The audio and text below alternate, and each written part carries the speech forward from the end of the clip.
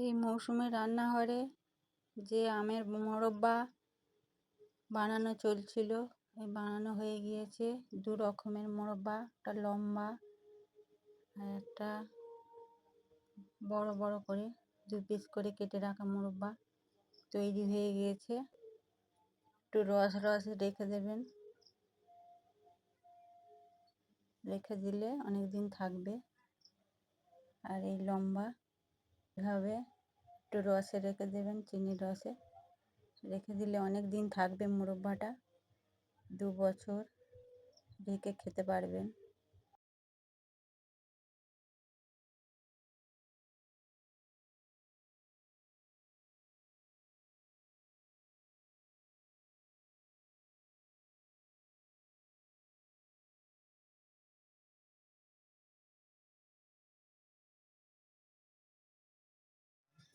এই বাড়ির গাছের আম দেখো, এই আম দিয়ে কাসুন্দি বানানো হবে, আম চকলেট বানানো হবে। আমের মোরব্বার জন্য আম কাটা চলছে। এইভাবে কেটে নিতে হবে, 4 কোনা করে, 2 ফালি করে এইভাবে কেটে নিতে হবে। মাঝখানে এইগুলো কেটে নিতে হবে এইভাবে। 2 রকমের মোরব্বা বানাবো, আপনারা দেখে নেবেন কিভাবে বানানো হয়। এই আম কাটা চলছে এখন। এই লম্বা লম্বা করে আর এক রকমের 2 ভাবে মোরব্বা বানাবো, দেখবেন কিভাবে বানানো হয় মোরব্বাটা। এই কেটে নুন জলে 1 ঘন্টা রেখে দিতে হবে।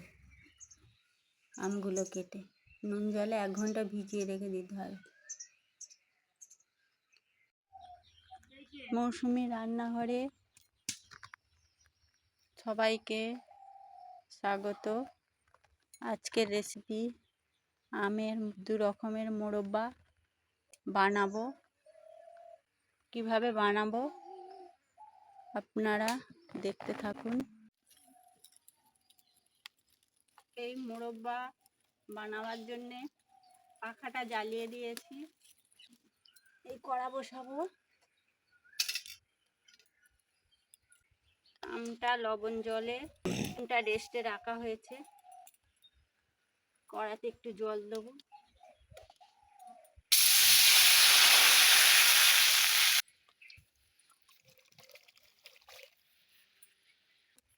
জলে লবণ দেবো।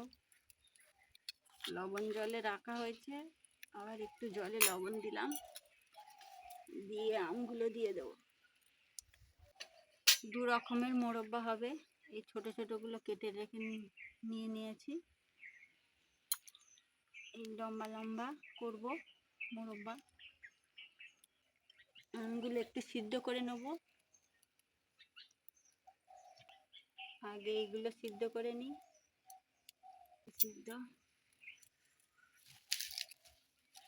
হালকা করে সিদ্ধ করে নিতে হবে, বেশি নয়।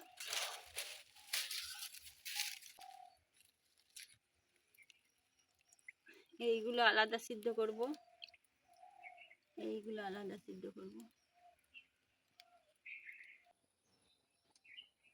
আম সিদ্ধ হয়ে গিয়েছে, আমটা তুলে নেব।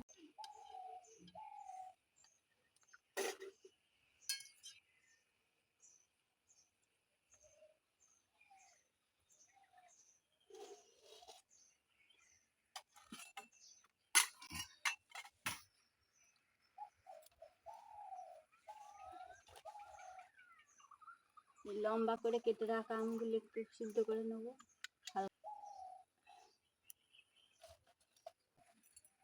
লম্বা লম্বা করে কেটে রাখা আমগুলো সিদ্ধ চলছে।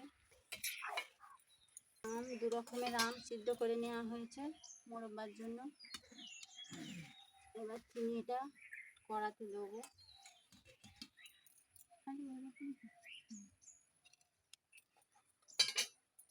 কড়াই একটু জল দেবো।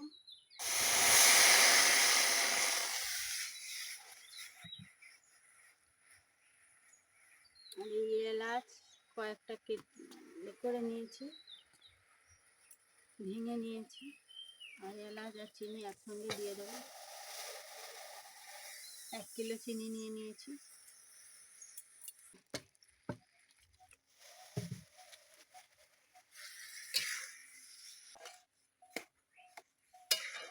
চিনি একটু মোটা করে রস করে নিতে হবে, বেশি পাতলা নয়। রস বানিয়ে নেওয়া হচ্ছে, অনেক দিন ধরে রেখে খাওয়া যাবে, 1 বছর 2 বছর, যতদিন ইচ্ছা এইভাবে বানিয়ে খেয়ে দেখবেন। আর এইভাবে বানালে অনেক দিন থাকে। এই রস বানানো চলছে, এই চিনির রস ফুটছে।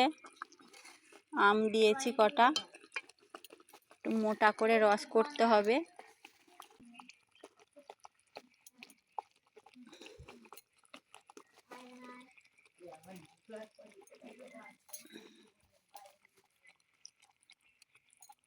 হাফ আম দিয়েছি, আর হাফ আম দেবো।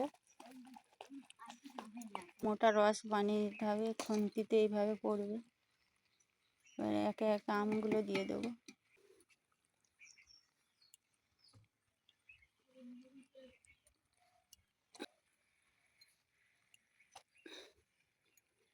আমগুলো দিয়ে দিয়েছি, আমগুলো দিয়ে আস্তে আস্তে নাড়তে হবে। আম দিয়ে দিয়েছি, এই ফুটছে, আস্তে আস্তে নাড়তে হবে, মাঝে মাঝে উল্টে দেবেন। আমটা সিদ্ধ করা আছে তো,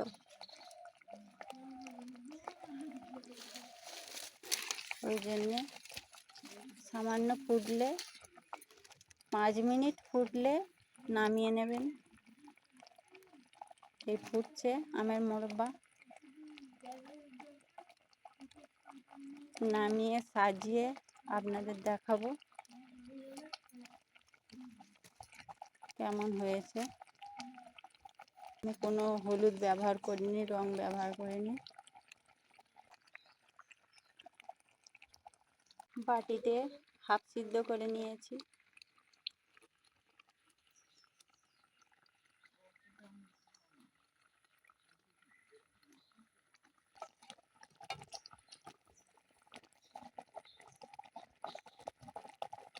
এইবারে নামিয়ে নিতে হবে মোরব্বাটা।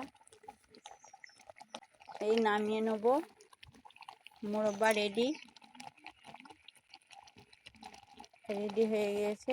নামিয়ে আপনাদের সাজিয়ে দেখাবো। আর এই সরু সরুগুলো চিনির রসে ফুটিয়ে আপনাদের দেখাবো। মোরব্বাগুলো থালাতে তুলে নিয়েছি, তুলে সাজিয়ে দিয়েছি। আর এই লম্বাগুলো ফুটছে, লম্বাগুলো মোরব্বা বানিয়ে নেব। মোরব্বা কড়া থেকে তুলে নিয়ে সাজিয়ে রেখে দিয়েছি। আর এই লম্বা লম্বা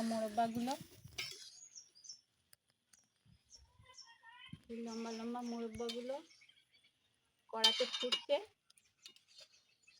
এগুলো দেখাবো, সাজিয়ে দেখাবো। এক রকমের মোরব্বা রেডি হয়ে গিয়েছে, সাজিয়ে আপনাদের দেখাবো কেমন হয়েছে।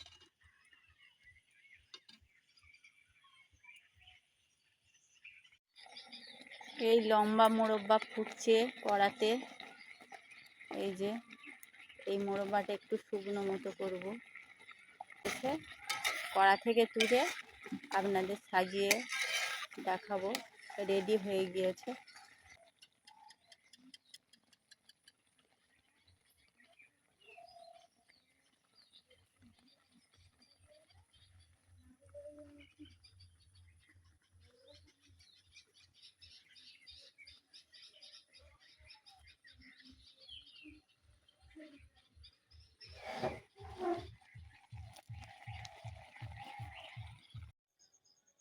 মৌসুমি রান্নাঘরে মোরব্বা বানানো চলছিল, সেটা তৈরি হয়ে গিয়েছে। দেখে নিন এই মোরব্বাটা, আমি শুকনো শুকনো করে রেখে দিয়েছি। আপনারা একটু চিনির রস রেখে দেবেন, রসে বয়ামে রেখে দেবেন। আর এই লম্বা লম্বা মোরব্বা তৈরি হয়ে গিয়েছে। একটু চিনির রসে রেখে দেবেন, অনেক দিন থাকবে, 1 বছর থাকবে মোরব্বাটা। এইভাবে বানিয়ে খেয়ে দেখবেন, খুব ভালো লাগবে, খুব টেস্টি লাগবে। নমস্কার, এইখানে ভিডিওটা শেষ করলাম। তাহলে বন্ধুরা, লাইক শেয়ার করতে ভুলবেন না। রেসিপিটি কেমন হয়েছে কমেন্টে জানাবেন।